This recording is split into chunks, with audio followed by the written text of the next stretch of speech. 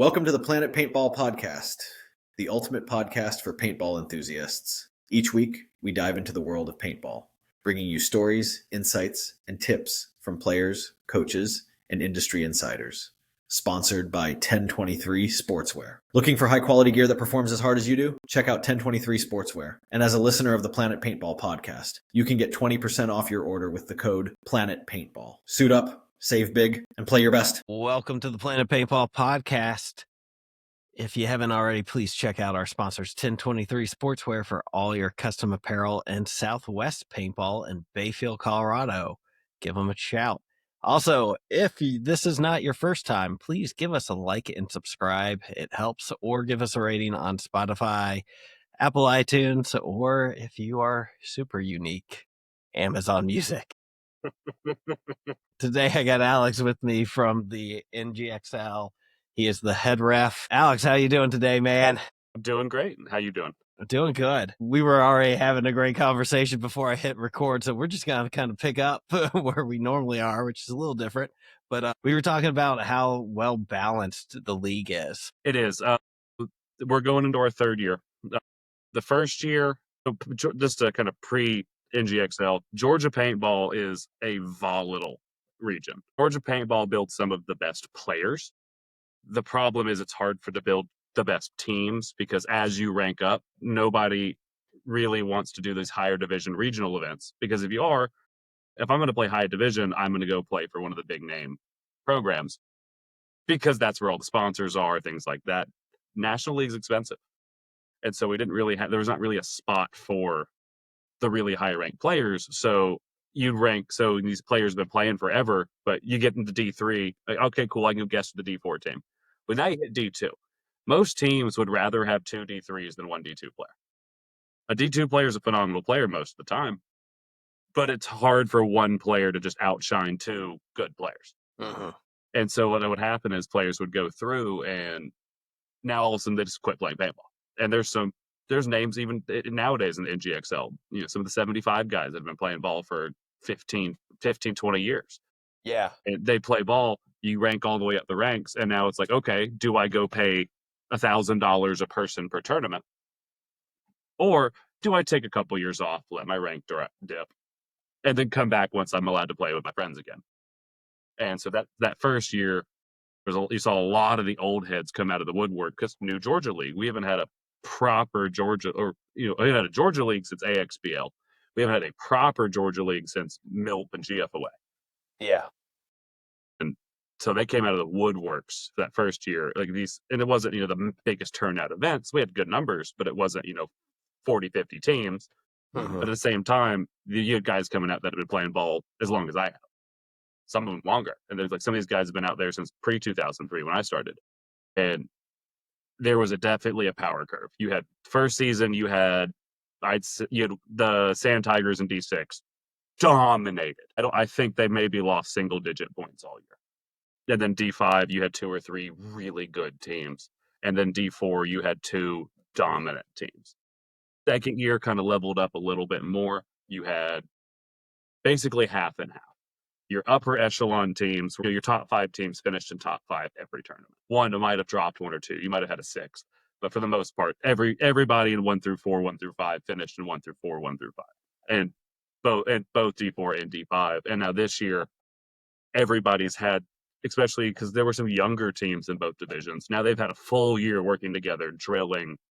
And so now you get 1 or 2 teams each event that you can tell what teams practice and don't practice. But for the most part, every team drills. You go out there, you're like, okay, cool. Even these D5 and some of these D6 teams have the fundamentals down. Fundamental paintball wins paintball. Yes. One of my favorite Especially teams in at the the league this lower. year one of my favorite teams this year has been Postal. Yeah. It's been cool to see them kind of come back. Yeah. And Postal is one of the most fundamentally sound teams. I would say the most fundamentally sound team. Their D4 team this year, it's not like it's a team full of Ollie Langs, but it's a team full of solid players. They're not doing crazy, wily stuff. They're going out there, they're holding good lanes, they're making good moves, and they talk. The 3 cores of paintball: shoot, moves, talk. And they do all 3 well. Yeah, you definitely got to have all those. And Postal's a older name, kind of the Southeast. Yep, I remember playing against Postal and MSXL pre-COVID. Yeah. Yeah, I think I'm pretty sure I played against them in the CFOA back in, I want to say they were around, if not longer. I miss old CFO. Old CFOA was awesome. So they're doing a cool thing up in Greensboro, but it's very localized up there right now. So And I think that's kind of how most tournament ball is across the country right now. There's not as many. You have MVPS and MXXL and obviously NXL, but for the most part, most of the quote regional leagues really are region. yeah, Every league like what we're wanting to do is become the new mecca of the Southeast. But you got to build to that. You got to start with winning over your region lock. Then you can start building it out, and it's kind of just one step at a time. yeah, and I think it's different now because a lot of these even leagues like the NGXL, they're held at the same location every time. Where in the past the dominant leagues traveled a bit. Yep. And there's definitely like pros and cons to each, right? Like, Well, if you look at like the GFOA and everything, GFOA did great, but the problem is we can't really do the old GFOA thing. I mean, there's still a few fields around, but the paintball field for Georgia for the longest time was Nitro. yeah, Unfortunately, Nitro's current location closed. There's rumor mill that they're opening up somewhere else in the near future. I mean, near future is relative, but yeah. I would love to see them open back up. PBA, another one. PBA is going to have to be moving soon. Yeah, they are, aren't they? That's and then even then you got legendary field. Yeah, and you got Dan with Dan's Land. It's a great field. Just it's a little out there. Same with like Wildfire, phenomenal field. I'm always going to tout the Wildfire field itself. It's a great place. But again, it's out in the woodworks. It's out near me, and in the country. Yeah, and that's other like long-standing. I don't want to call it a franchise, but team. Wildfires. I think the first year they didn't have a team was gonna be this year, and now they have the D6 team playing in C3XL. Yeah, but I think this would have been the first team since like at least 2013, 2014, maybe 2015. But there was like maybe 1 year stint, not even a full year of like, oh, they don't have a team. But Wildfire's always pulled players together. Yeah, Since I think 1998.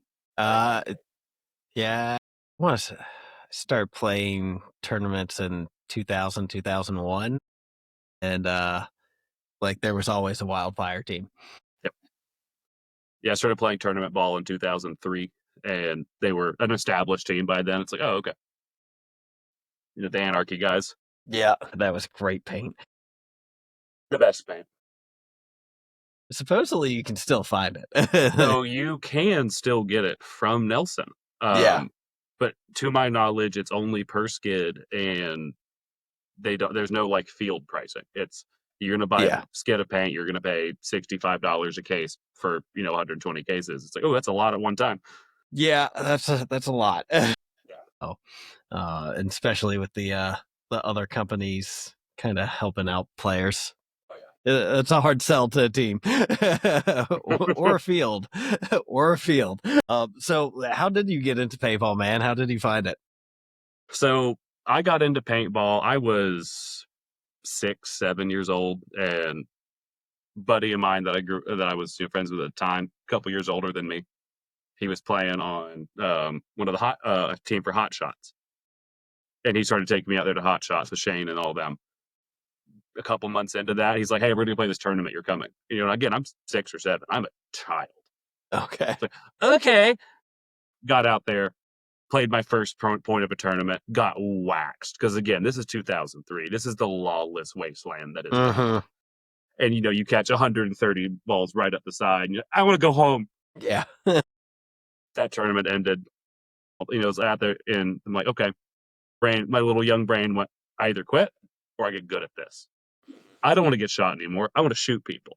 And it kind of just grew from there. And, I had my parents go drop me off at the Hot Shots field every weekend to practice. And then I'd ride with people to tournaments, things like that. And then it kind of just grew from there.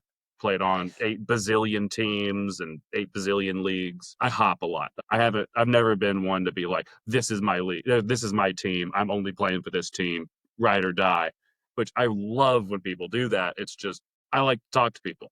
Yeah. And the best way to, socialize and meet new people and grow your skill is to kind of Yeah. expand. Yeah. I was definitely like the ride or die guy for a long time. And this is the first year that I've kind of hopped around Yeah. a little So bit. when I came And back it's to been fun. paintball, so I played tourneys until 2011. I Okay. had a TBI. Okay. And I'm in high school, have a TBI. I now have to worry about my grades and my brain. It's like, all right, so I quit playing. Took about 6 years off, and then 2017, my buddy Tyler, because at the time I was working at Wildfire, I was working in the rec ball shop, Okay. and Tyler would come by. He shot a CCM pump, and we were the only field in Georgia at the time selling 5-star. Okay. And he's like, I'm shooting a pump, I want 5-star. So he'd come Yeah, to our makes field, and one day sense. he comes up, he goes, hey, Paintball Atlanta's hosting a 2-man tournament. You're gonna come play with us. I was like, all right. And I'm just thinking, it's like, okay, little mom and pop couple teams. I haven't talked to Lane in years. I'm like, he's probably just hosting a little small thing. Get up there. It's an NXL one, and I think there was Okay. there's like 35 teams. I'm like, oh, cool. I'm like, what division you signed us up for? He goes, open. Okay. I'm like, cool. What division's open? He goes, oh yeah, D2 and under. I'm like, cool. And before I left, I was a Division 2 player, and then coming back, I'm like, yeah, I could still do that. Got out there. It took a few points to be like, oh, wait, tourney ball. And then after that moment, I was like, man, I'm hooked. I got out. The cardinal thing of paintball, everybody gets a chance to get out. If you get out and you come back, you're stuck. You're welcome back. You're here till you die. Yeah. Yeah. I got back and I was like, all right, I'm back. Let me go buy all this gear back again. Yeah. So, all about it. Yeah. Every time I see a buddy go out, I'm like, just hold on to your gear. Like, you're going to be back. Like, Every especially tournament. if you've already quit once and already come back, you'll be back. Every tournament, I love to go look at the BSTs and just see, selling my gear bag. I'm done playing paintball after this tournament. It's like, all right, I'm going to start a timer until that guy goes, hey, I need to buy a new gun. Yeah. Yeah. And normally it's a month. A month later, like, oh, hey, looking for a CS3. It's like, yep, gotcha. Yeah. Yeah. Especially if you're selling off everything, you're definitely coming back sooner than you think. Oh, yeah. It's better just to throw it in the closet and just wait on it. You might stay gone longer, but you'll come back. What was your first tournament gun? My first tournament gun was first gun I used in a tournament was an old Spider. Okay. Because that's what I had. They took me to a tournament with everyone's out there with the Timmies. I had a Spider. It was like, man, they're going to shoot fast. Really threw you to the wolves, man. And then after that tournament, I was like, I want one. And so one of the guys sold me theirs for dumb cheap. It was one of their beater guns, their tertiary gun of the gear bag. It's all scuffed up. It floats in the barrels. It's like, all right, cool. Here we go. They got me that. So my first official tournament gun was an 03 Timmy. I mean, not bad. I went from the bottom barrel to, at the time, the best gun in paintball, arguably. Yeah, that's really when I feel like the Timmies were starting to hit their stride. I went to that. The next year, I went to a DM. Okay.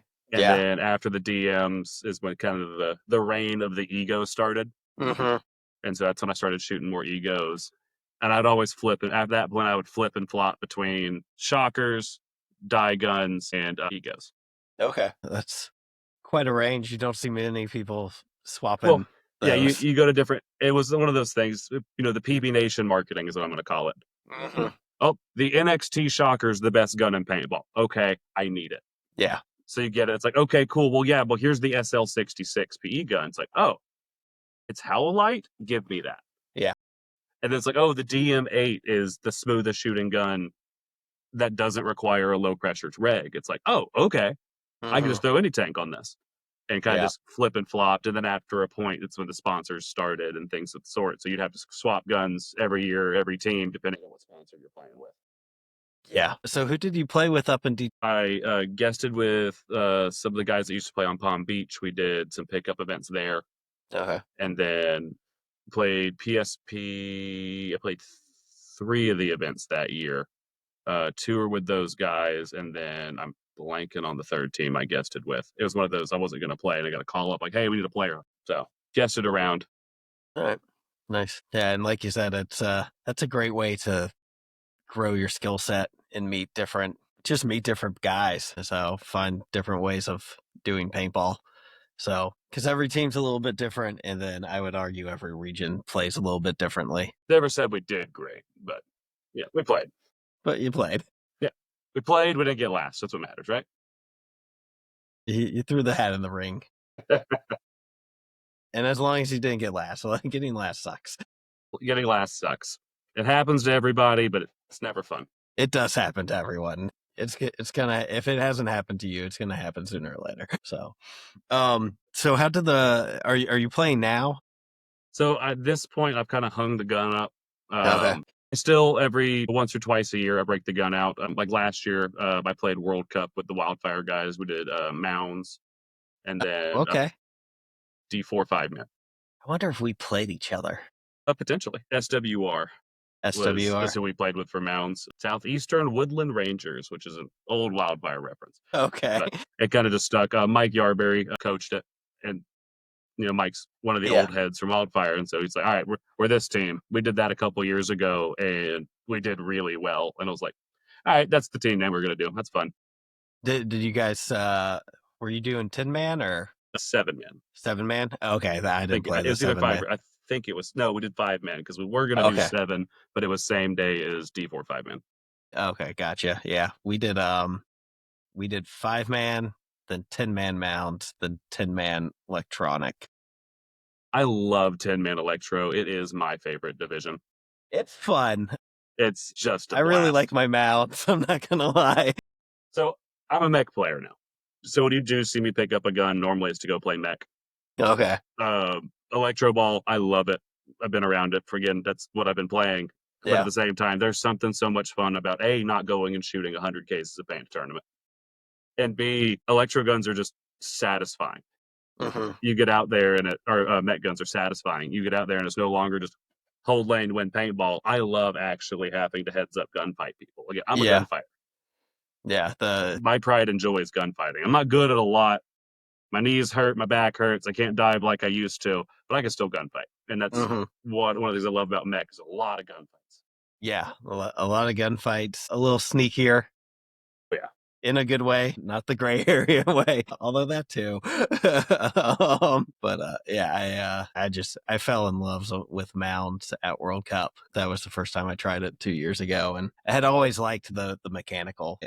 I started playing in 1999, and first gun was my first tournament gun was a autococker. There you go. So, anytime I get to pick up an autococker, I'm super happy. I like the new space guns too, though, with the mech frames. Yeah. So that's when the mech scene kind of came back, which again, Lane Wright brought mech paintball back out of nowhere. When he hosted that tournament, was it 2018? I think so. He hosted that at PBA, that winter event, and all of a sudden there's 70 teams there. It's like, I guess people like mechanical paintball. Mm-hmm. And then all of a sudden, the next moment you had GOG with the enemy. It's like, oh, yep, we put a high pressure valve in it. Here you go, it's tournament ready. And then Shocker with the CVOs, and it just kept growing and kept growing. And now you're at the point where you get some players that can shoot a mech gun faster than you can shoot a tourney gun.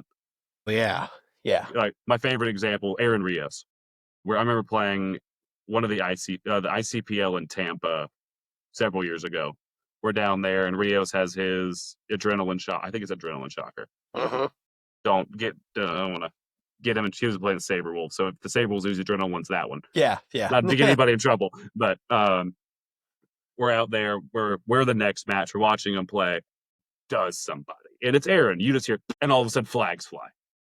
There's 8 majors in the air, and everyone's like, and Aaron you see him on the field. He just drops his gun and starts cackling.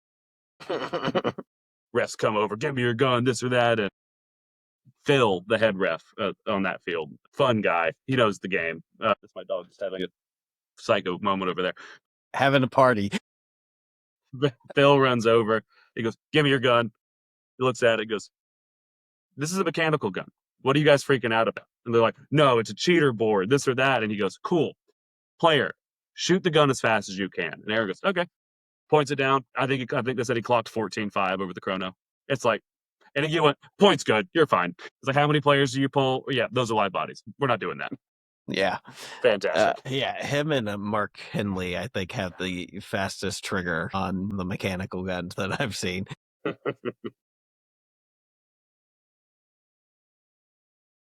Who'd you is there a team you normally like guest with for the ICPLs? So ICPLs, I always play with the Wildfire teams. Okay. I think we played as Anarchy for one or two of them, Wildfire for one or two of them, and then SWR for at least one of them. Nice. So the mech side, I've been pretty loyal to the Wildfire end, just because those are the guys that were like, hey, we want to play paintball. We know how you play paintball. We're not going to make you change how you play paintball. Just go over here, do your thing. And that's my favorite coaching method is you're good at this, go do that. Okay. Yeah. Like, oh, I don't have to learn a new spot. Perfect. Yeah. Makes it easy, right? No, and that's kind of the fun part about the mechanical is that you can do that with like a group of guys. And we had the first event was half of us being old heads, and then the other half were the Wildfire Kids team, Okay. who were, at the time, 14, 15 years old. And it was like, dope. They get to be the front players. Yeah. Yeah. It's like, cool. They're young. They have energy. Go. And then as it went through, playing with a group of guys, played with Semi-Legit was the D3 team I played when we came back, or we went up to D3, played in that, and then everybody kind of went about their way. People had kids, got married, things like that. And then the guys that hung around, it's like, okay, there's like 5 of us. So we went and played MVPS one event with, I think, 5 or 6 of us, no pit crew, anything. That's did rough. Did not go well. Yeah. We played back-to-back-to-back matches. You had Maddie Marshall on the live stream going, Semi-Legit back on the field again? It's like, yeah. And after that, we're like, okay, let's tone it back a bit. Let's quit going and playing every event we can. Let's be pick and choose here. Let's have fun. Pull it back a bit. Yeah. Made that mistake at a GFOA in the middle of June. We took 5 guys. It was only race to 3, but we hit that first match and blew the team off the field. And I was like, oh, this is easy. We got it. And then we got dragged into the deep water a couple times. And thank God for that shower he used to have out there. Otherwise, that's the only time I've walked away from an event and cramped while driving home. So how did the reffing thing come about? So reffing, I've reffed a couple pickup events here and there. Like you get people post up at a time, PB Nation or on the Facebook groups. It's like, hey, we need a couple refs for this, or a couple guys. It wasn't until AXBL, but the first year I played. The second, I didn't play the last event, which was when they swapped to a new ref crew. Okay. Because there was some issues in that first year's ref crew. Uh-huh. And so they swapped. Alex Hicks from 75 stepped in as the ultimate for them. And that next season, Alex Hicks put out a thing, he's like, hey, turn in your ref applications if you want to ref. And he's like, we'll go over details if you pass the application process. And I was like, applications for something in paintball? Weird, but okay. So I put one in, and he wanted, how long have you played? What leagues did you play? What divisions did you play? Have you ref before? What events did you ref? Just basic questionnaire stuff. And filled my thing out, sent it in. Didn't hear anything back for a day or two, and I wanted to ref. I'm like, it sounds like a great way to learn the game better. Reffing at the tournament level, you see the things you try to do. The thing I always tell people is refs make the best cheaters.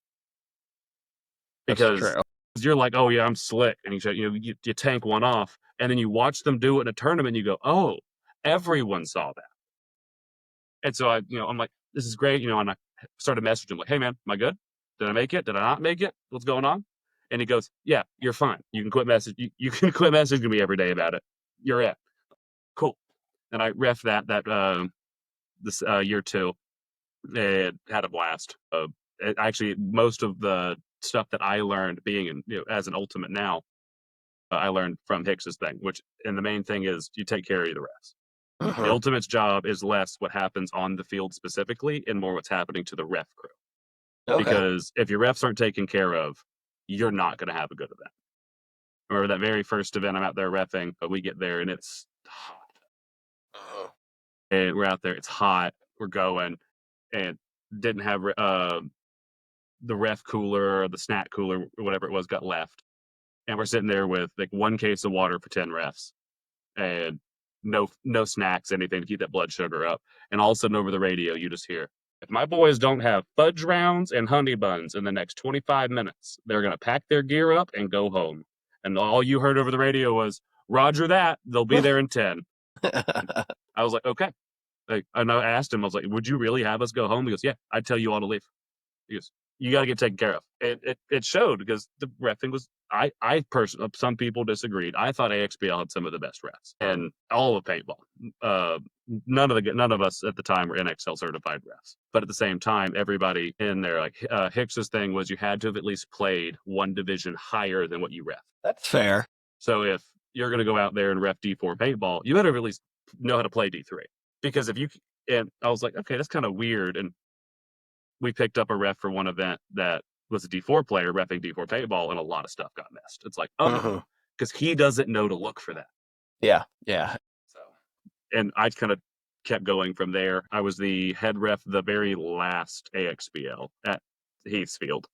Okay. And then when that field, then once COVID happened and his field shut down, everything went to Nick Nemeth was the head ref the rest of the events. Okay.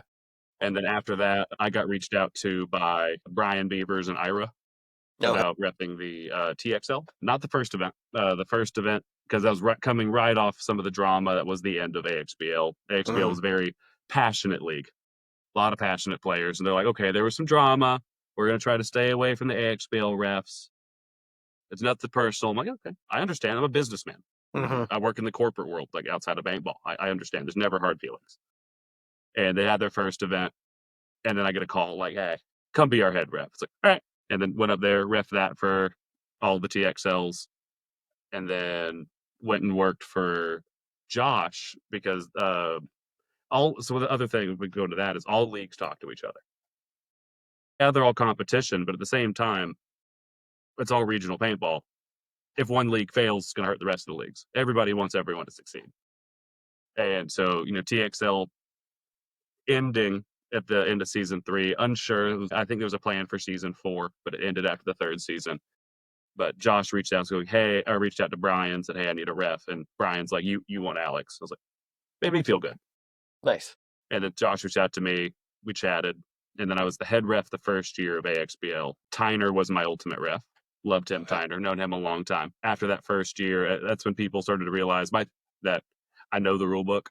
That was one of my favorite things as a player is knowing the rule book. You learn what you can and can't get away with. There's some gray areas that you can kind of exploit to your team's advantage. And so I always like to learn that. Then as a ref, I liked to know the rules. That way people are like, I disagree with that. Once you can start quoting the numbers to people. Yeah. They're like, that shouldn't have been a major. It's like, well, 9.6.1 says, I think it's 9.6.1. Don't quote me right now. Again, I'm just coming off a tournament. My brain's not trying to think paintball, but his gun shooting 10.7 to 10.9 or 10.7 to 10.8 is a major penalty. I'm like, yeah, no, this is the rule. That's why it says that. Yep, it sucks that, or 10.6 to 10.8. It sucks that 0.2 over. Just right. But you can hear that. And you hear it. Flag got assessed. And they're like, and once you start quoting numbers at people, a lot of times people go, oh, okay. And sometimes they won't believe you. You pull up the rule book, and when they see that you did, in fact, quote the right number, they're like, oh, he actually knows what he's talking about. And so after that season, Tyner stepped away, and Josh asked if I would step into that role. And I was like, I was very nervous too. I love being on the field. I like to be involved. I like to be in the suck. Being in the score booth, overwatching everything. I'd much rather be in the suck, being the yell at guy than being in the score booth watching. Like this year is last year and this year, Tim Nemeth is one of my head refs. Phenomenal ref, but at the same time, it hurts watching him have to be the guy that get some of that verbal abuse or sometimes physical abuse. There's refs get targeted. Normally, you don't catch it, and he had one last year that everyone's like, "Oh, that had to get assessed." Yeah, but it happens. It doesn't happen as much anymore, but there's definitely paintball has calmed down a lot. Yeah. Early 2000s, there was that guy gave us a bad call. We're laning him off the break. That guy gave us a bad call. I'm going to make it to where you can't hear anymore. Like I'm aiming for that old foam ear pad. Yeah. I mean, not that anyone would ever do that. But yeah, it happens. People definitely have. I think some of the rules have helped calm it down a little bit in some regard. Oh yeah. Yeah, the one thing I will give the NXL credit for, and I'm not notorious for giving Tom Cole and the NXL credit for things. I may be notorious for saying, don't like that. But one thing I will give them credit for is every year they've done a pretty decent job at covering gray areas. Some rules change that I definitely don't care for. But at the same time, every year there's a couple I don't like, and there's a couple it's like, okay, that makes sense. Yeah. Because what used to be a ref's discretion call is now a no. It's black and white. Well, it used to be the ref only had to watch the ball break off of you. It didn't have to leave a mark. Well, that turns into a lot of, that ref watched it bounce on me and he called me. Or now if a ref makes a bad call, you have the excuse of saying, no, I watched it spray off of you. Whereas now, technically, it does have to leave a mark. Okay. A lot of the time, that becomes relative with, especially off the break stuff. Because if you're going and I see paint whack off the side of your pack and now you're diving in, well, that hit's gone. I watched it break on you. I'm gonna pull you for it. Yeah. But if someone's sitting in, say they're sitting in snake 2, and all of a sudden there's a off the top of their hopper, well, now it's like if I'm staring at you and I watch it, it's like, yep. But if I just gotta catch at the corner of my eye, there's not that guy. You actually have to go in and look at it and be like, there's something. It's not the quarter size or nickel size that was the old book. Yeah, but there has to be something. If there's anything with the shape that recognizes some sort of hit, this little squirt right across the top. So yep, there it is. But now there's a lot less people getting called on. Definitely not a bounce, we promise. Yeah, across a lot of the leagues. Well, and having a better rule book helps everyone at the end of the day. Better rule book always gets better. Interested to see what changes happen after this year. The game, kind of my game, is how many things are they going to change each year? Okay. Last year's rulebook probably had the biggest changes, which was they got rid of obvious and unobvious hits. Okay. I didn't realize they had done that. Yep. Again, it's stop me when you need to. I can rant and rave about the rulebook for hours. This is important educational material. Okay. One of the things that gets people, because it used to be, shot in the goggle, rolling your gun, easy red flag, dirty bird, go home, don't collect $200. 2 of your buddies get to go back to the pit with you. Well, now it's only a major if you push 2 or more bunkers down the field, or if you shoot somebody. So it's no longer, so you can technically shoot your gun. In that very first event of last year, we had that come up, and my refs did a great job with it because we talk about it beforehand. Before every year, I love to go over, this is the new rule book. And this year's been different because the NGXL players said last year, talking to Josh and I, like, hey, no, we don't want, because we used to have the Bay Ridge semi-pro team as the field refs because they all know the game. They're good refs, they know what they're doing. But people felt like there might be some unintentional favoritism involved. And they're like, we want NXL refs. So we got NXL refs. So I don't have to do it as much because these guys, some of these guys ref for a living. Some of them don't have other jobs. They fly all around the travel country and reffing tournaments. Yeah, I'm not quite sure the players realize that that's what it meant when you guys were getting NXL refs. Like, these are the same guys that travel, and I'm sure a lot of them are head refs of fields at major NXL events. Our first event, the premier field, with the turf in, the premier field, the first event, 6 of the 10 refs were in NXL head refs. Nice. And that was everything from the D2 field down. The next event we had Jason, the head ref for the semi-pro field, as one of my head refs. And then this event I had Jason on Saturday, who again semi-pro head ref. And even now, all of my crew is in NXL certified. Both the D6 field and the D4 field are NXL certified, but none of the guys on the D5, D4 field have anything to do with NGXL because that's what players wanted. And Josh and I's whole thing is we want to give players what they want. My thing is, I've played national events. Are you sure that's the ref crew you want? And I'm not down talking my boys. My crews have done a great job every event this year. I have not had a problem. Again, some calls get missed. There's always going to be something in an event. That's just paintball. If you ever hear about a tournament where literally 0 calls ever gotten missed, either somebody lied to you or a lot of stuff got missed. Yeah. Yeah. My thing has always been, was it fair across the board, right? And that's what I always strive for. The thing that even though like these NXL refs aren't my ref crew, these are the guys that I used to take with me, around the Southeast to ref stuff. I still like to go through and clarify with them consistency. Are we going to ref this? Like, my general rule is I like to ref a regional event either at or one division higher than what they're actually playing. Okay. So like D4, I use like, all right, we're repping this like D. You don't have to throw a minor the second they get blasted. If they're in the middle of yelling something, you don't have to throw the minor on that. This isn't the pro field. Let them play paintball. I want people to be able to play paintball, but you have to find that middle ground where it's consistent. Because if the home side's refs are reffing like it's semi-pro, and this side's refs reffing like it's D4, there's a mismatch of calls. Whatever team plays over there is gonna have a harder time because they're gonna get more flags. Yeah, it's not fun playing an event knowing like, hey, the far side D corner ref is gonna let stuff go, and our side guy is going to pull us quick. And that's one of the things. If you watch the NGXLs, I move refs a lot. Mm-hmm. It doesn't mean people are doing bad. If you see me moving refs, doesn't mean they're doing a bad job. People complained. Sometimes I'll just go move refs. Like, okay, that guy's done 4 sets in the same spot. I'm going to swap him to this side, especially on the pit side, which normally for NGXL, normally the snake side is I'll go through and try to move the pit refs out of the pit side every so often. Okay. One of the big things I try to, because what discourages refs trying to get into the game a lot of the time is you see refs get screamed at. Like, it's hard to want to go be a ref when I'm standing there in front of the pit. It used to happen to me because I was always a corner ref because I didn't mind getting blasted. So like, yeah, Alex would be in the corner. He doesn't mind. And so I'd be standing there next to the pit in my zone, and I've got people behind me like, hey, 12, you suck at this. What's wrong with you? And they see your number. They know you. I used to ref in a kill. Like, I was a pretty easy guy to spot.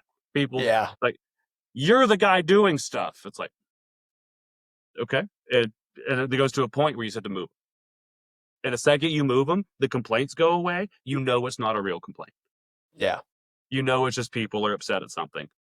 But if you move them and that call stays there, now I know, okay, I need to go have a side-by-side with this ref. Let me go pull a ref off a different field, put him over there, or have them ref one ref down. That's why I usually try to keep a surplus of refs, usually like a full stack. That way, if somebody has to go out, take a bathroom break or take a breather, especially, this event was hot. It was supposed to be pouring rain, ended up being hot. Sometimes the refs got to step off the field for a minute and just cool off. And so, or if what didn't have to happen this event, but happened the first event, I had to pull a ref off, be like, hey, what's going on? Why are we calling it this way? And then you get their explanation. And if they give a good explanation, it's like, cool, I'm going to move you to a different zone now entirely. If we have a problem from there, then we have to talk about you being here for tomorrow. Because sometimes things are going to happen, especially when you have a rotating ref crew. Occasionally, you're going to get a ref that's not an all-star. There's nothing you can do about it. An NXL certification is a class. You pay your $25. Some places do $25, some $250. But you do that. You take the class, and as long as you can read and write, here's your NXL certification. Yeah. Oh, yep. Here's some situationals. Go, and then that's also why when like some of the Bay Ridge guys went and got their NXL certs, it's just like, cool. I still expect you to ref first before I consider you that. Like, you're not an NXL ref. You have an NXL certification. You're not an NXL ref. Yeah, because you don't have the experience. Yeah, like if you went out there, they're going to stick you on Mounds Field because they can't put you on an X-ball field because they don't know you yet. I don't know you yet, so that's why we're picky about it. But yeah, and it used to be back in the day, the ref clinic was like a whole weekend, and it was most of it was. Yeah, the second day was all like you're going on with 2 higher divisional teams, if not pro teams, and learning. And I think for obvious, like it's harder to process those people, right? When you're doing it that way, which is why it dropped back to it's just the class now, right? Yeah. There's a class. There's the classroom part, and then there's still the practicals. Okay. It's like I used to be an EMT. Like doing the EMT when you do your registry, to be certified on the board to become an EMT, you have your practical exam and then you have the written exam. They're two very different things. Both are uniquely graded, but you have to pass both. Yeah. That way they can prove, yep, you know the rule book, you understand what to do in the situation, but now I want to see you do it. Mm-hmm. So anybody could go just decide they want to have mitism and just know the rule book back to cover to cover. But if they don't know how to discern that in a game, you're still not a good ref. Yeah. Some people, it's hard. It's long days out there. and that's another smokes. thing too. I get some people will come up, start of the day, man, you guys are doing phenomenal. I love it. After, the end of prelims, my guys, they don't get long breaks. We got a lot of teams. We're always, it's Georgia Paintball. We've been fighting, trying to beat the rainstorm. This last event, the rain started 8 minutes after finals ended. It's like, we beat it by 8 minutes. Uh-huh. It's like, that's what we're fighting. So the other guys don't get to go, hey, we're 4 sets in. Let's take a 5 or let's take 10 minutes instead of 3 minutes or 5 minutes. Yeah, they don't get that. They get tired. Sometimes, like the next event, there'll be some of those because it's going to be August tournament. Yeah. In North Georgia, so it's going to be That'll humid be and hot. Yeah, the refs work long days. It's a thankless job.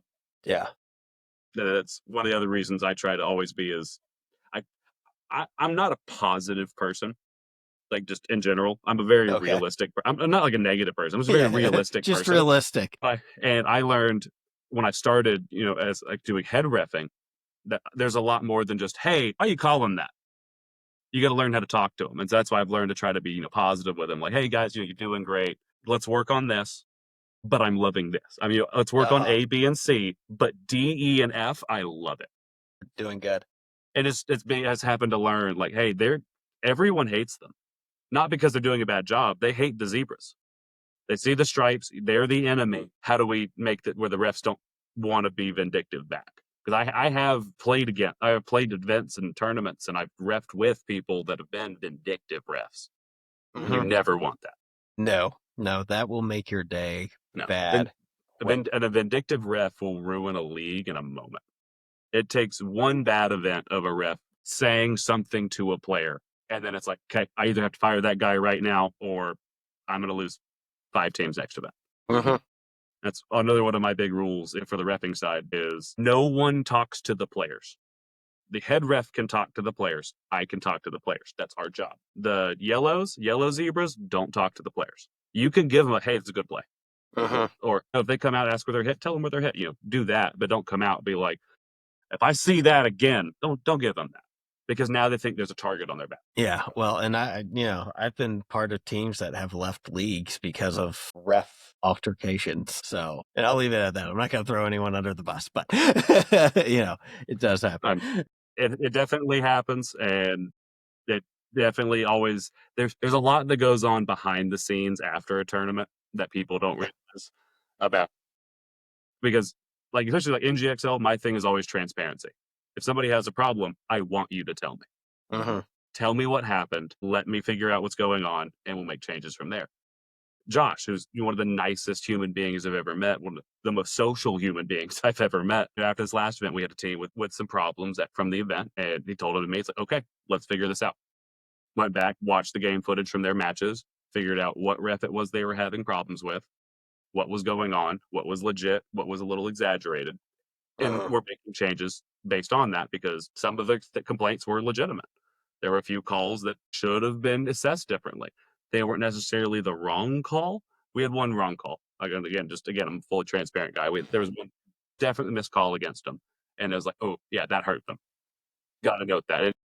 The guy in the ref that did it, it's a great ref, but I still have to note it. And now I have to go talk to him and be like, hey, this is a problem, because a lot of time in tournaments, you don't get second chances with regional teams. And this team has been, and I'm not at all throwing shade on this team. I love this team. They've been a very loyal team to the NGXL, and they've been having problems. They're like, hey, we're unhappy. It's like, okay, let's work on it.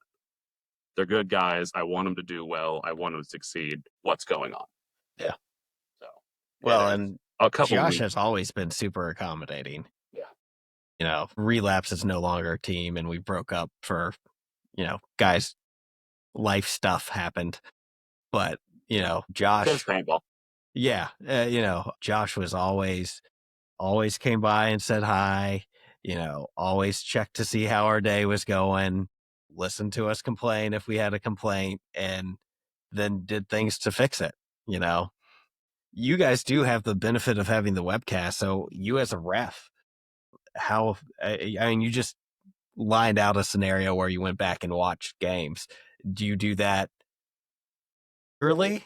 So I haven't finished yet, obviously, but I've watched their matches because specific stuff came up. But I'll go back the week or two after an event, and I will watch every minute of the streams. Okay. Wow. And that's to watch my ref crews. I was there. I don't need to watch the paintball happen. Yeah. But I will go back through and I will watch the paint. I'm watching that, but not to focus on the players, to focus on the refs and things that may have been missed, things that were done great. Mm-hmm. A lot of the time there's calls that people, whine and complain about at the event. Like that's shenanigans. This didn't happen. You go back and watch the webcast and all of a sudden you see a gigantic hit. And then he goes and does a guy. It's like, cool. Give props to Mike. Uh-huh. And that's why I like to go back and watch it. In a tournament, you per the rule book, you cannot use instant replay to overturn calls. Okay. The only division that can do that is the pros. In fact, the instant replay section of the rule book says pros only. Which, to be fair, makes a lot of sense. We would be there all day. The fact that instant replay didn't exist in pro paintball until last year is wild to me. I mean, it was there, but not to actually judge calls. Yeah. It's like, this is professional. This used to be on ESPN. Why didn't we already do this? Yeah. Every other pro sport will go back through and have an instant replay. And it's rare that it comes up in paintball, but it does come up. Especially those buzzer beater moments. Look at, the Red Legion guys and everything winning 6-second points. It's like, okay, you have to buzzer beat that. Was there a delay in them hitting the buzzer? Did somebody get shot as they're hitting it? It's a 6-second point. The refs physically can't keep up with that. No, you can't process that. When there's 5 guys sprinting down the field and everyone on both sides' guns are blaring. So, but I have had to use it before just to clarify time things. Okay. So things will come up where a flag will happen. It pulls the last body. Should be a point should end. But 30 seconds, 15, 20, 30 seconds go by. Why that ref's trying to hurry around, giving the hand signs hey, where are my bodies? Mm-hmm.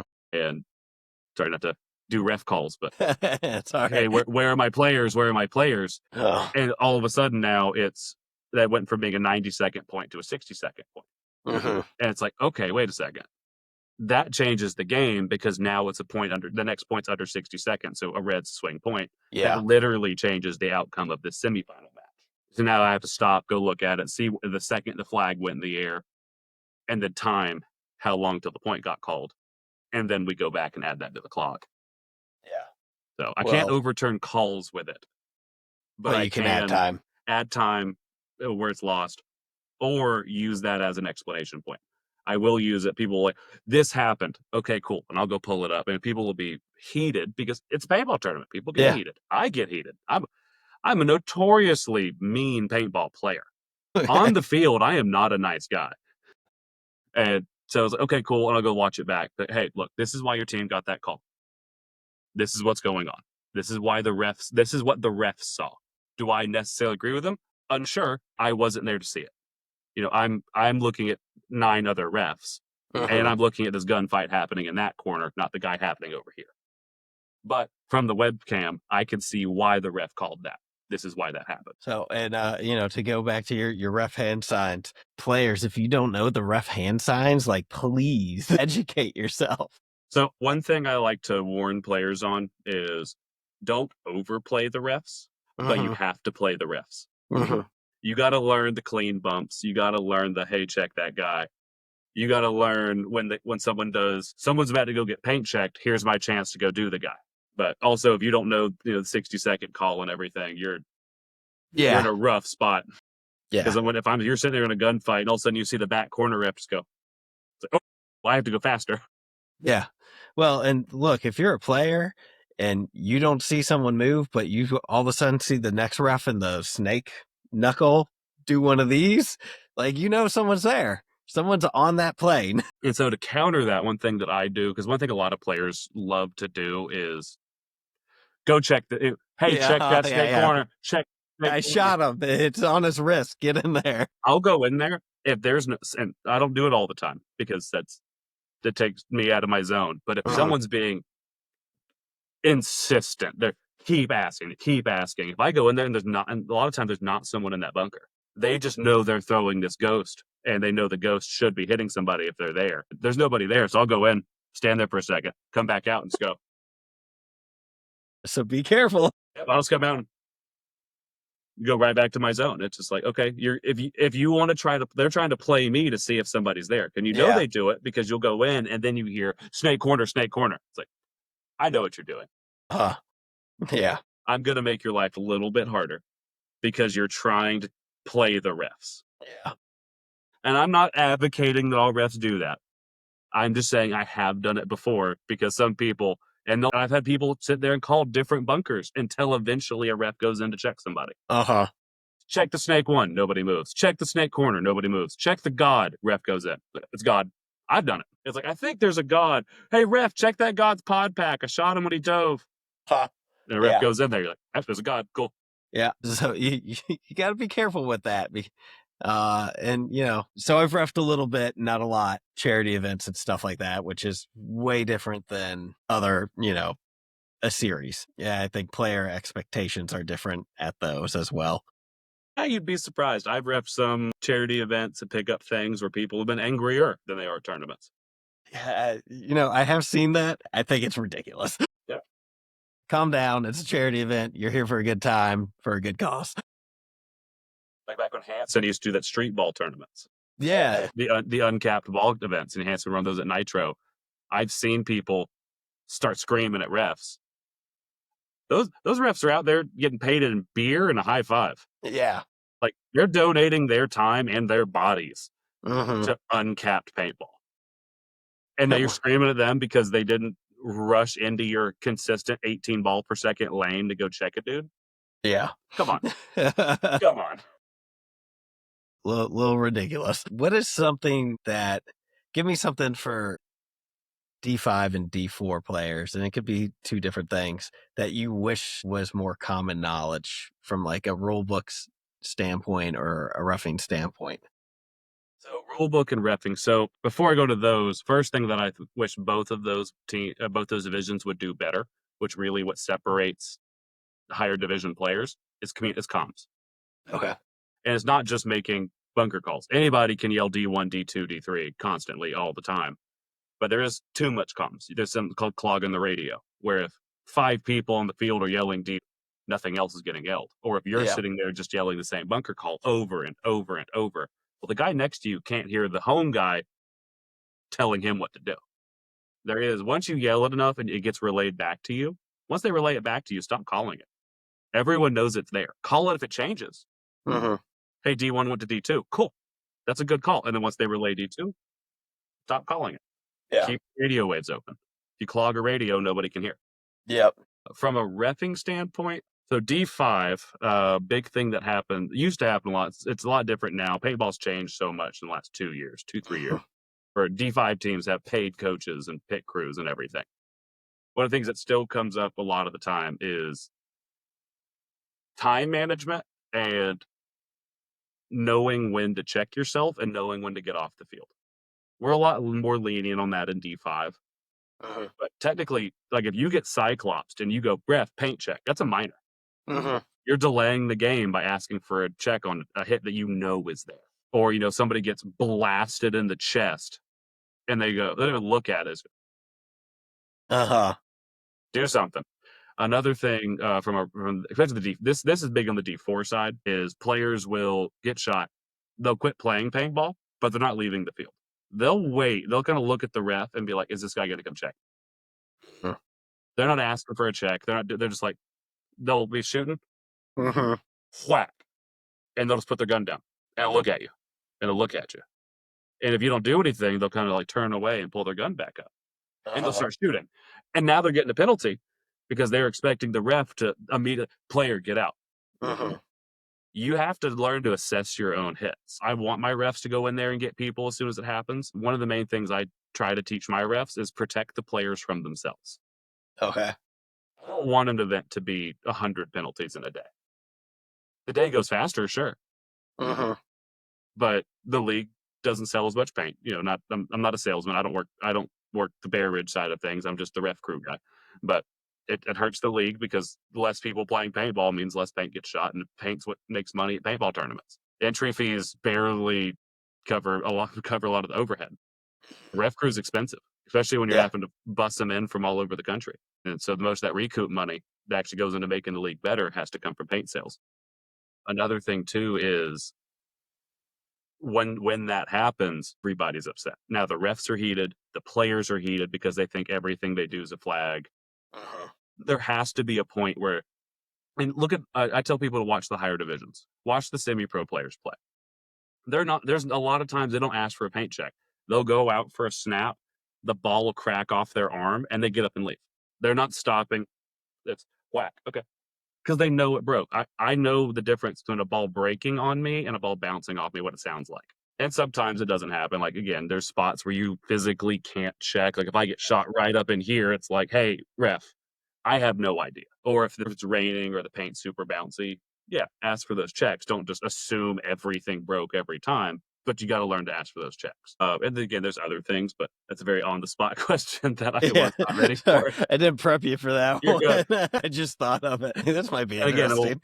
we can swing back to that. I'll keep thinking through some scenarios. If something comes up, I'll be like, hey, I got another one kind of thing. So what keeps you coming back to paintball, man? So I ask myself that question every time.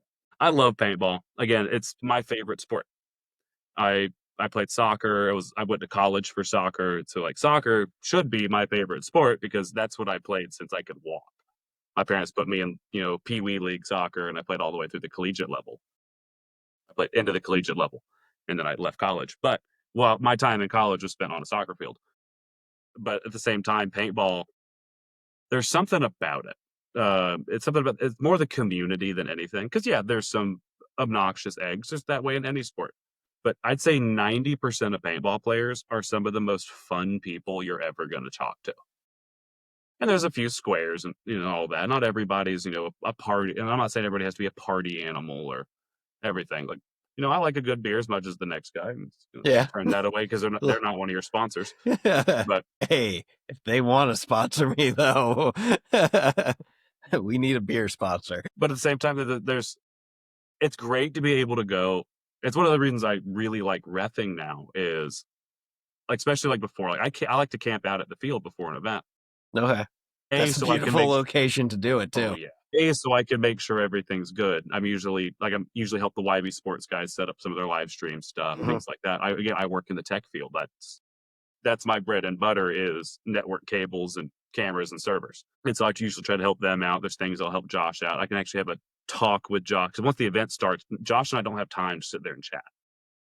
But also one thing I love going out there, watching teams walk the field, going up, and I'll go up and talk to your team. You guys come out and play, and you guys are walking the field. There's a good chance I'm just going to walk up next to you with a beer in hand and be like, hey guys, what's up? What are we looking at? I'm not playing. It's not going to adjust what I'm doing. But I love to know people's mindsets. Paintball's like chess. And I love to see how people want to play this chessboard. It's a chessboard where every event's different. I mean, look at the new NXL layout that just came out. Talk about different. Yeah. Yeah. But I love to pick people's brains because it's one thing to pick a brain when you're looking at a sheet of paper. It's another thing when you get to a field, people are walking it because on paper or on Guns Up, everything's perfect to the millimeter. Yeah. It's like, okay, this is exactly how the bunkers are perfectly inflated every time on that. Well, if the sun comes out, the bunkers are now more inflated and the shot changes. Or if it gets shady, the bunkers go down and the shot opens up. And so to actually be able to go and you look at it in person and kind of see like, oh, that's a really tight gap. I can't make that as consistently as I could on paper. And I love to see players do that. I love to hear the stories. I love to, share stories. I've been around, and again, I've been around a while. I love to talk. As I'm sure you can tell from this. You've been great. These are the best ones. Yeah. No. And, if you haven't practiced at the facility, which the NGXL guys have that opportunity. But there are some teams that are traveling from far away, and that might not be a possibility. The ground changes stuff. The ground changes a lot, especially now that there's turf. Mhm. Everything's different on turf. Your running speed changes. You're no longer affected by soft ground, hard ground. You're now on turf with rubber pellets, so there's some bounce in your run. Your slide changes, especially like that first event when it was a monsoon. One of the things I remember telling people on Friday, because they're like, "Oh, I'm gonna shoot this lane and this lane." It's like, cool. What about the overslide lane? They're like, "What?" I'm like, this is going to be a lot of people's first ever event on turf. Wet turf, you just go. Yeah. You hit the ground. There's no stopping it. No. Unless you can somehow get that toe of the cleat in and not break your foot, you're just going. Yeah. I'm like, you got to expect that. And sure enough, that especially Sunday where, we got 6 inches of rain in 2 hours, something like that. Mhm. And with people got back on the field and there's puddles of water. And that very first point, dude slid 3 feet outside of the snake corner and got roasted. Yeah. Because some guy shooting the lane saw the momentum, went, oh, he's going to do that. And just pulled his gun over and just rolled it. Mhm. And it's like, cool. I love to see that. And you could tell that guy played on turf before because he knew what to expect. Yeah, the turf changes a lot. I like it Changes because a I feel lot. it's a little bit more consistent. If you practice on turf and you go to a turf field, it's going to be a little bit more consistent as long as they're both good turf fields, I feel like. I personally am not a turf fan, but that's only because I don't wear knee pads. Okay, yeah. The first 13 years of my paintball tournament career was front snake. Uh-huh. I was young and I was fast. And they went, cool, snake. Yeah. Well, I was a soccer player. Our whole goal was always to be as light as possible. So I didn't wear knee pads. I mean, I had, at the time, I was wearing the old JT team pants. So I had padding. It wasn't like, I don't wear the non-padded joggers. I have to have something, but I don't have the big old, NXE knee pads or anything on there. Yeah.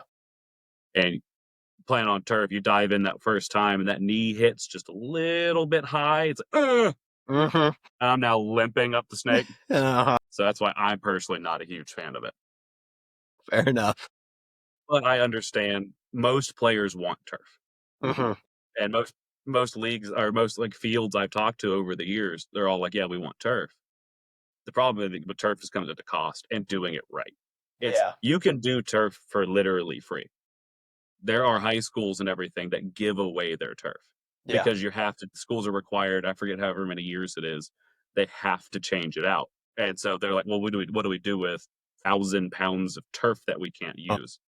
And so they'll just someone give who's it, willing to and take they'll it. call up paintball fields. Hey, do you want this? And if you don't take the time, like Josh did a great job, they had to level the field, grate the field, then re-level the field, regrade the field, and then go and actually gravel, flatten and level the gravel. And then you have to stitch the turf into each other. A lot of fields, they'll do half They'll of it, throw it out. and then they'll just toss the turf out there. And the first time somebody hard dives, they're either under there or they're hurt. Yeah. I've watched people get hurt on poorly built turf fields. Yeah. Because they'll go and they'll slide, and now all of a sudden their ground leg is under the turf, but the rest of their body is momentum over, and that's a torn groin. Yeah. That dude's day just ended for the next 3 weeks. Yeah. I mean, you got to have the good turf, or you got to have the right process to put it down.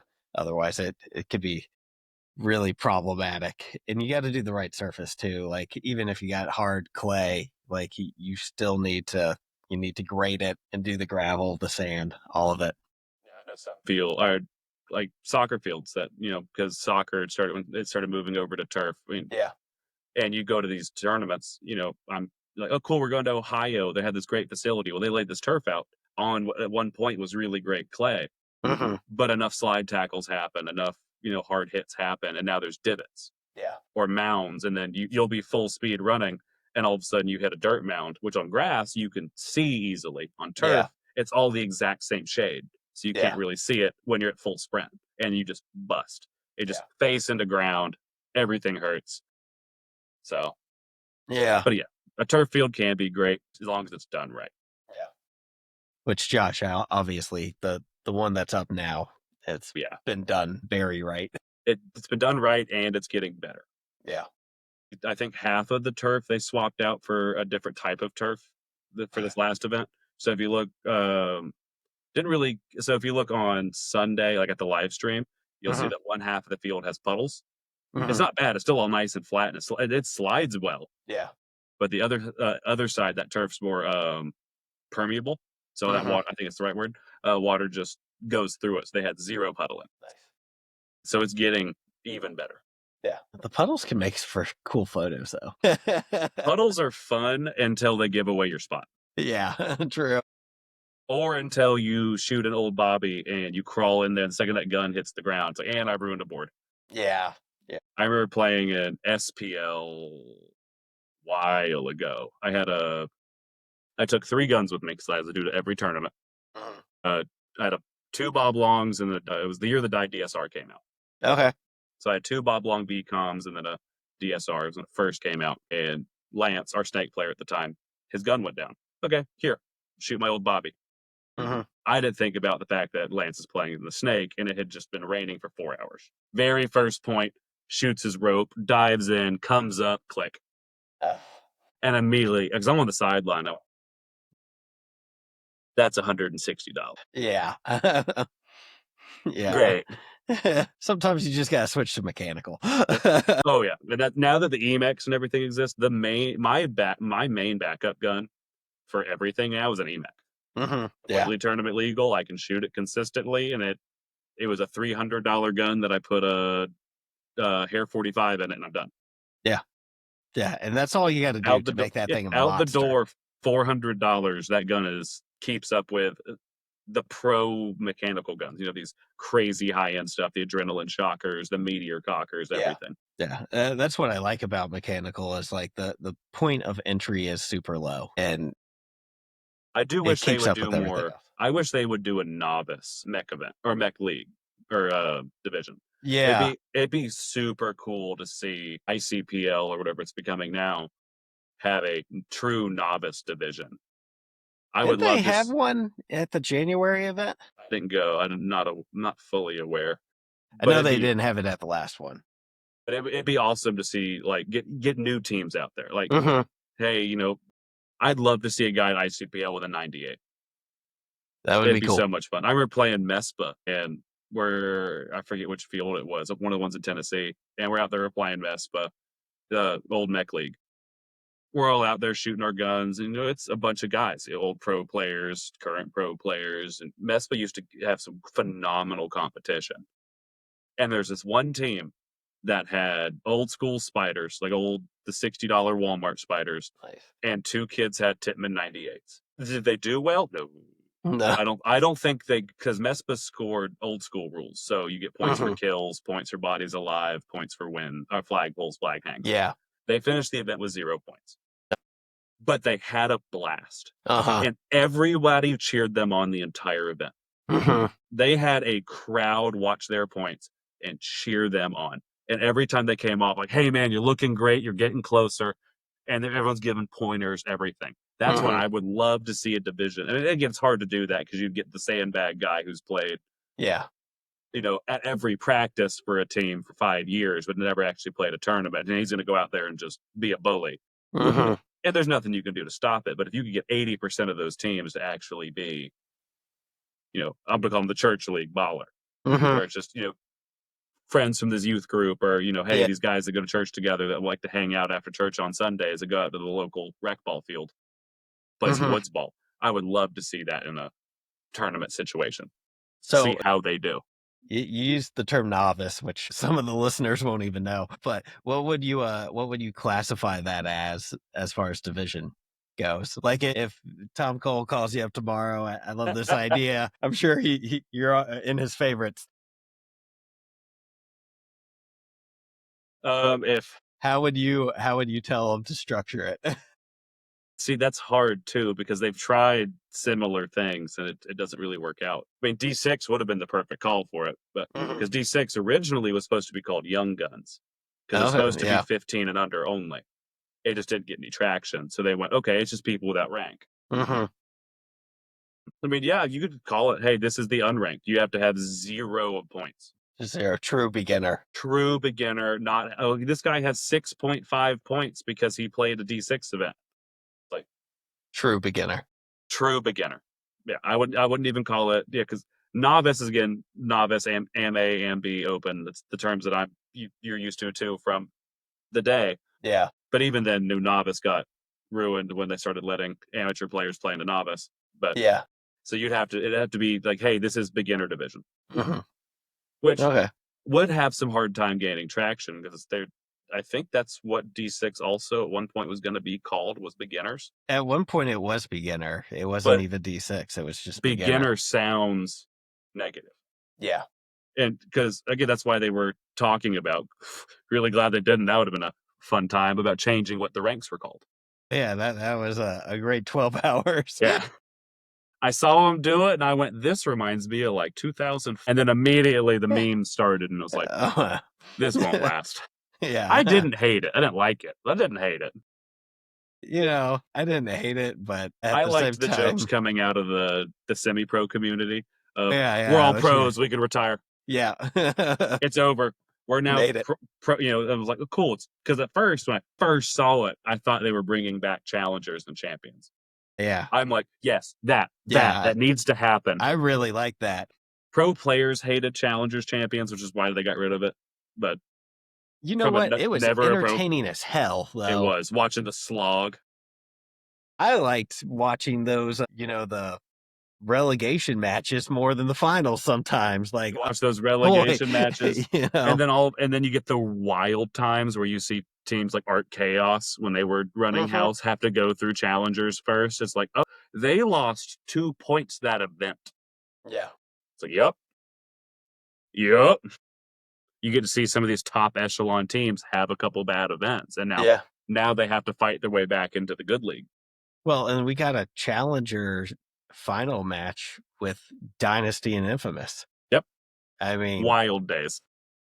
Any other weekend during that time in particular, that could have been the champions final match.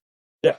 So, and I think bringing that back to paintball would be awesome. Again, I understand it from the pros, how stressful it is, especially now that the cat's out of the bag a little bit on how much it costs to be a pro team. Yeah. Now that some people have actually, you've actually seen pro spots sell, and people talk about it on the internet, like, oh yeah, they sold that spot for $50,000. It's like $1,000. So that's what a pro slot costs. It's like, we could probably make that work. Note to self.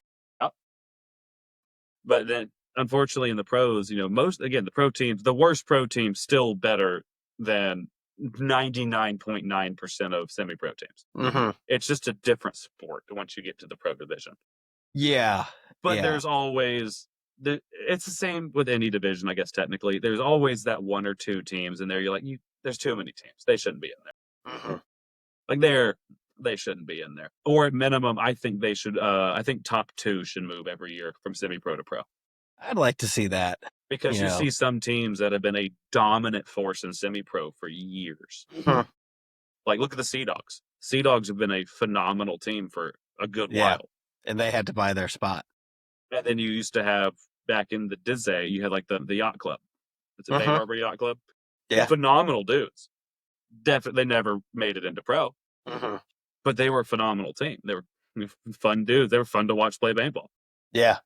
And I think if you had more teams get pushed in and out, you wouldn't have to worry about slot selling as much, because nobody's selling a top 10 slot.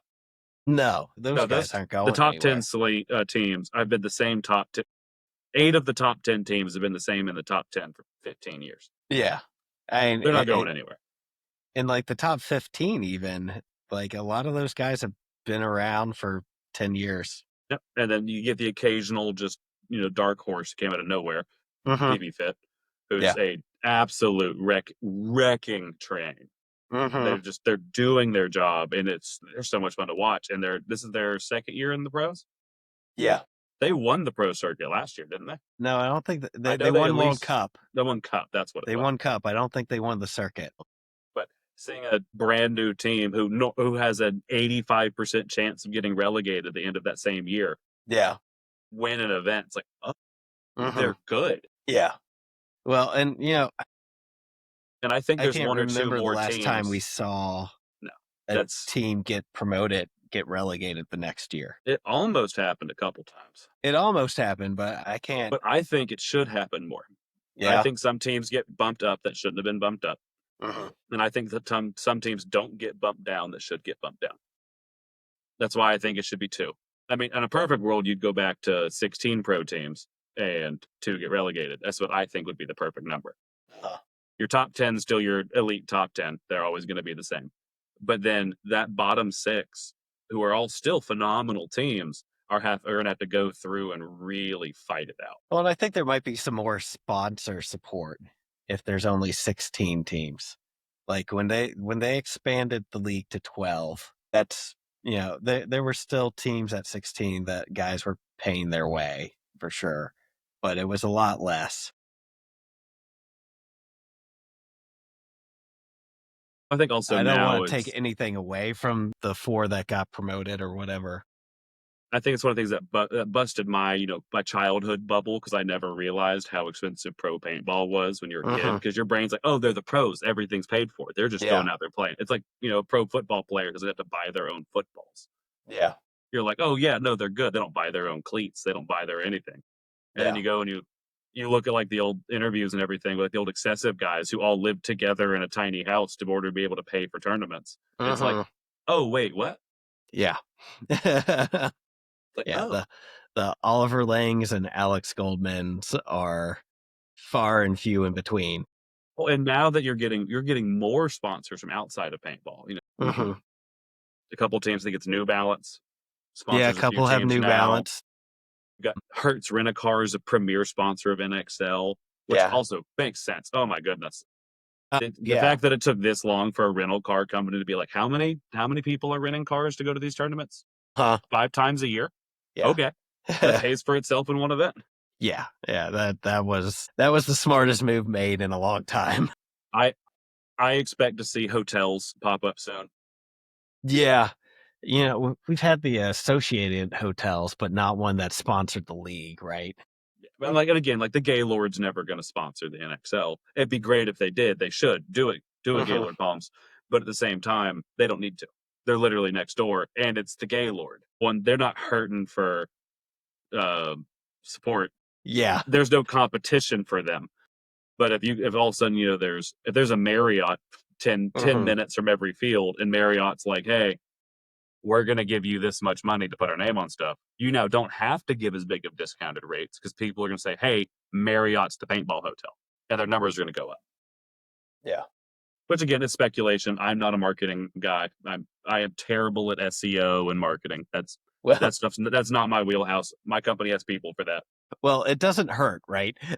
And I think Hertz did it really well with hey, we're going to sponsor the league. They obviously have a thing with Aftershock too. And then we're going to give a discount to incentivize you guys also on top of it. But that it builds brand loyalty, because now when the paintball player goes on vacation with the family and has to rent a car, the first thought's going to be Hertz. And I can tell you that 100% works, because because again, I don't travel as much now that I have him, but before I had him, I traveled all over the country. I have clients all over the place, and so I'd have to constantly hop on a plane, go spend a couple of days here and there. And if the job I'm going to is more than 20 minutes from the airport, I'm not going to Uber to it, because I don't want to have to Uber everywhere. I'm going to go rent a car. You used to always have to fight, like, hey, where am I going to go rent this car from? What am I going to do? Let's go look at pricing everywhere. I haven't done that. Last 3 times I rented a car, I've gone, all right, what's Hertz got? And there hasn't been a thought. It's like, cool, what's Hertz have that I want? So it works out. Yeah. Yeah, I do a little marketing, and that's kind of like basic marketing. Putting your name in front of people equals brand recognition. I mean, everyone knows what Burger King sells, but that's why they still do commercials, right? So when you're driving down the thing, I want Burger King. It's just part of human psychology. Man, I just looked at the timer. We're at 125 already. Oh, goodness. Normally don't do them this long. Occasionally. But, look, man, I told you, if you don't stop me, I will just talk. Oh, dude, you've been great and super easy to talk to, but we should wrap it up because people won't listen. I'll have you back. I feel like we left a lot on the table, man. Yeah, I appreciate it. Let me know. I'll come back anytime. Real quick, what mask you wearing when you're roughing? They usually sit over here. So I swap between two.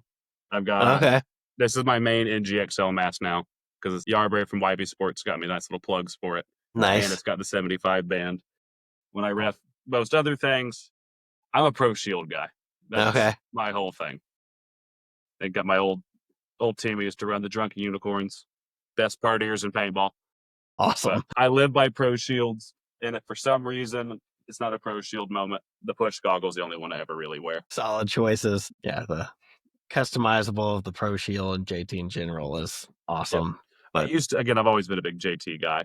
Mhm. I'll keep this short. That way I don't go on another 30-minute tirade about paintball stuff. But I've been slowly selling off all my ProFlex stuff over the years because I got to a point and I had hundreds of masks worth of parts because it used to be Wow. so, you buy lots. It's like, oh yeah, I want that one bottom.